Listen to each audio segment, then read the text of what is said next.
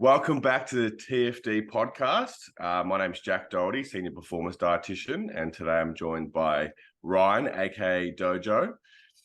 Um, how are you, my friend? Yeah, good. Thanks, Jack. Thanks for having me on.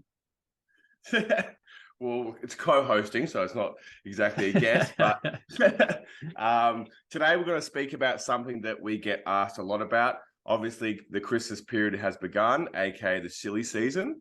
I think all of us get asked this question of kind of how to stay on track, how to, keep on track with your goals, including your body composition, keeping that kind of in check whilst trying to enjoy this period of time. Obviously, between, if you're in Australia, it's a very big time to drink and Christmas parties, work parties, and so forth, but also obviously the food component. A lot of people like to indulge in this time.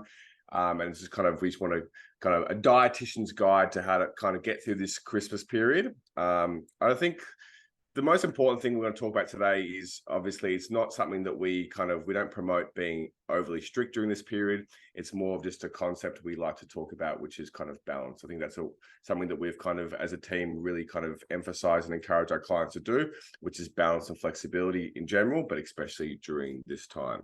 So I'll hand it over to you, Dojo, for the first kind of the first bit of advice you'd give the audience. Yeah, sure. Yeah, let's run through a couple of tips here and let the people know sort of some things that we recommend for helping to navigate through this time. And I think to kind of build off that one that you mentioned, Jack, in a bit more detail, is to not be too strict. Like that's something that we definitely see a lot, especially with our combat athletes or any athletes that are kind of going to be going into the Christmas season a little bit concerned about weight, whether that's if they've got fights coming up, early next year, or even if they're just kind of worried, am I going to blow up like by eating a couple of Christmas meals? And the fact is, like over Christmas, even though you see like a lot of food, a lot of like high calorie food being served and all that kind of thing, it's never really the case that someone is going to blow up by like 10 kilos just by having a Christmas lunch. So it's probably more important here to let yourself relax, enjoy the food, enjoy the time with family, and not worry so much about what am I going to put on my plate.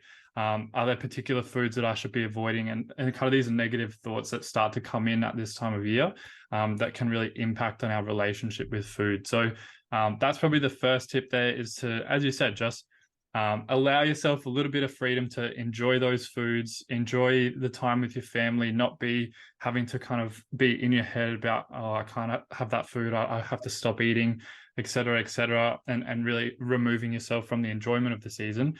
Just allow yourself to relax a little bit. Yes, you probably will be eating a little bit slightly high calorie intake than normal, but as we'll get to, there are ways that we can kind of navigate that and potentially mitigate any sort of risk of blowing up.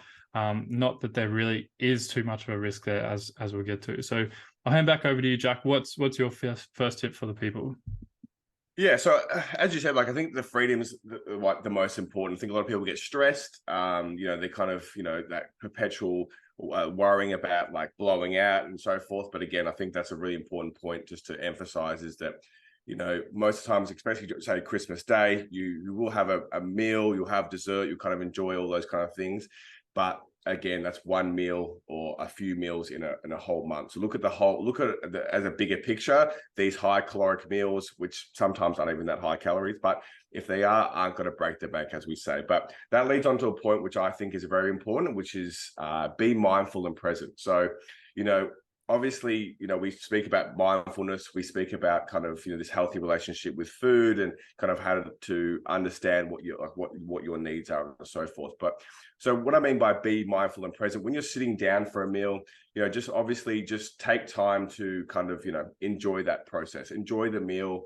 Listen to kind of like your hunger cues. There's no point binging for the sake of binging or just eating an excessive amount just because you feel like you have to or you can. So just be present. Just sit down while you're eating. Take it nice and slow. Obviously enjoy the process, enjoy the socialization that comes with that, and just kind of listen to your body's cues. If you're full, there's no point just keeping pushing that. So just kind of, again, use those mindfulness techniques, slow it down, kind of think about how you're feeling in terms of your hunger levels, your fullness, And then, yeah, just enjoy that whole process. But again, just be mindful and present at each meal. And that's more likely, it's going to lead to you more likely not to kind of overeat or kind of get into these kind of cycles of binge eating. Yeah. And I think like most people will be surprised at how accurate their body is at being able to tell like when it's full, when it's eaten a certain amount of calories, when it's eaten a certain amount of food. Your body is actually really good at telling you, okay, like this is enough, like I don't need more food. A lot of the time what happens around this time of year is the food is so good that we kind of ignore those hunger signals. We're not present, maybe we're a little bit intoxicated, but or the food is just like really, really good. We keep reaching for more and more food and ignoring those hunger signals. So I think that is a really, really important tip, Jack, is to just pay attention to how your body's feeling. Like, are you actually really hungry, or do you just want like an extra slice of ham or whatever? And I think you'll find that your body is really good at being able to tell you like, yes, I'm full, or like, no, I'm still hungry.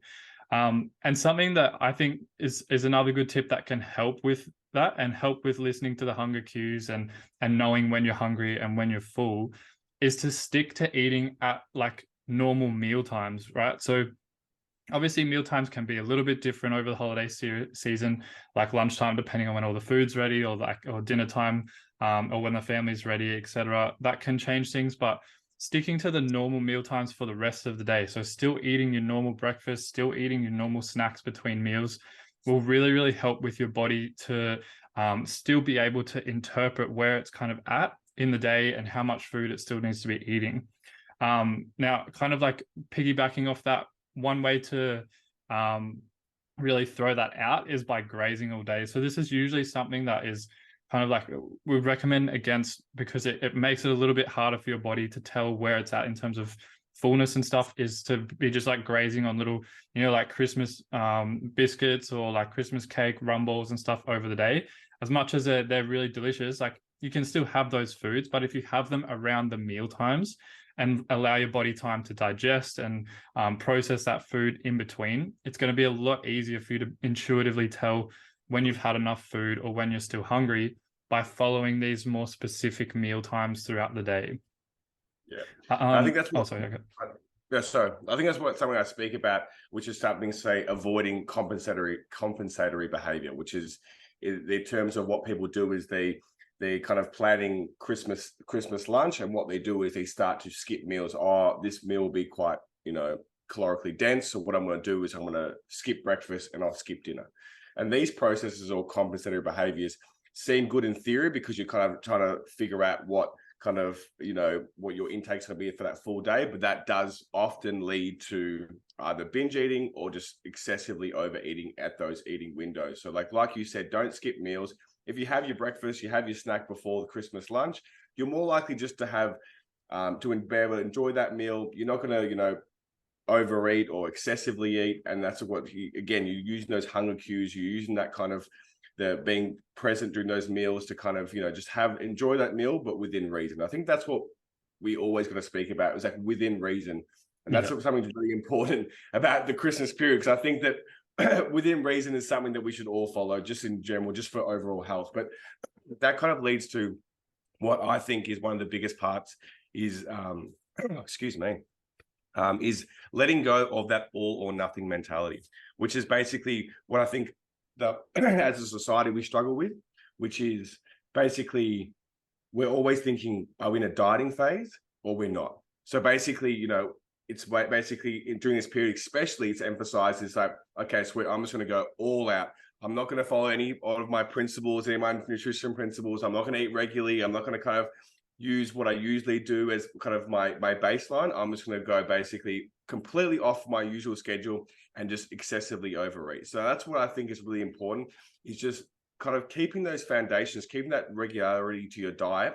So when you do enjoy these foods, it's not different. It's just one meal that you've kind of substituted out, instead of this whole concept of just everything. I'm going to go balls to the wall and eat all the rum balls, have all the alcohol, have all the food and all stuff like that. So I think it just doesn't work that way. And I think that, psychologically and physically, it's not the greatest thing. So if you just keep those kind of principles you've been following, eating healthy and just enjoying yourself, again, going back that flexibility, having that flexibility using the nutrition principles that we always speak about as the foundation, and then be able to have that enjoyment through the flexibility of eating and not having that all or nothing mentality.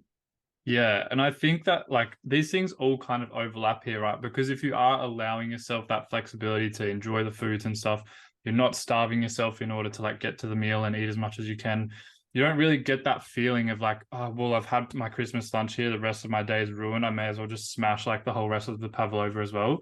Which I think that kind of builds off that as well. Like you just kind of get that guilt feeling of like, ah, fuck it, like I've ruined the day already. I may as well have like another 6 pack of beers and the rest of the rumbles. Like by just acknowledging the fact that you are going to be eating these foods and enjoying them and kind of releasing that guilt, like kind of separating that out. You're not doing anything bad by enjoying your Christmas lunch, but you can still have your like healthy meals around that. I think that's really important to keep in mind.